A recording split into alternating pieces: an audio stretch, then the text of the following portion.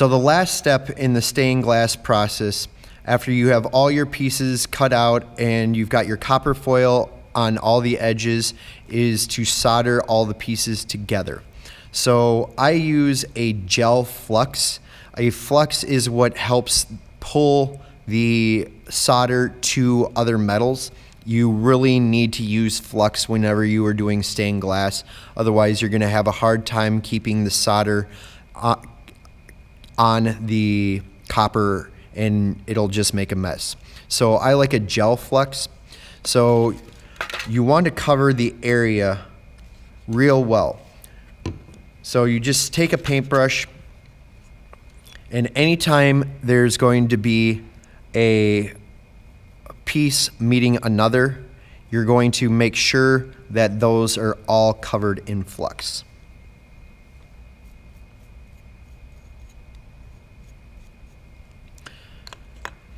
So what I like to do is I like to make sure that I solder and flux all the pieces in a row.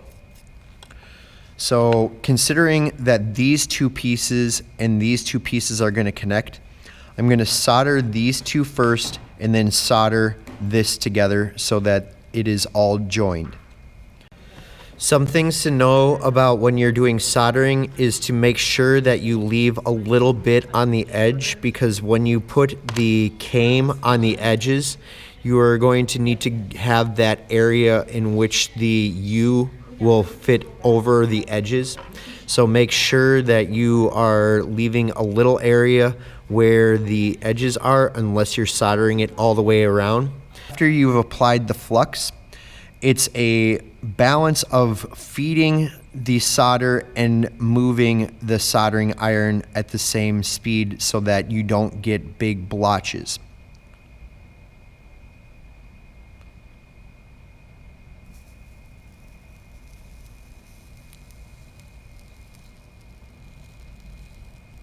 If the solder does get really bubbly, you can always take the soldering iron and put it over that area and then keep dragging it to smooth it out. So I'm going to do a time lapse of how this will look, but essentially make sure that you cover the area with flux before you begin soldering.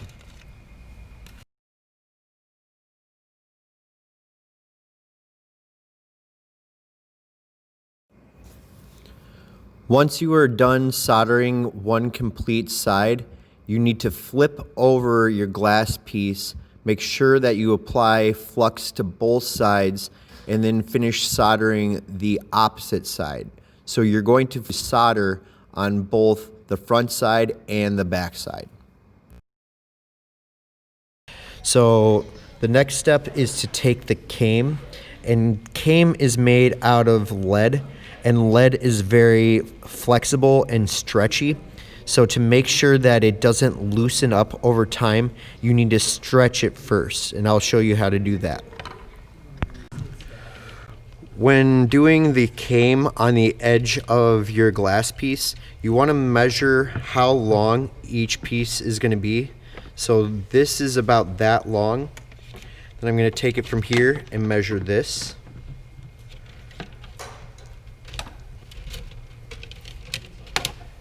This and this, and then I'm going to take a little bit extra just so I have enough. So I'm taking a pair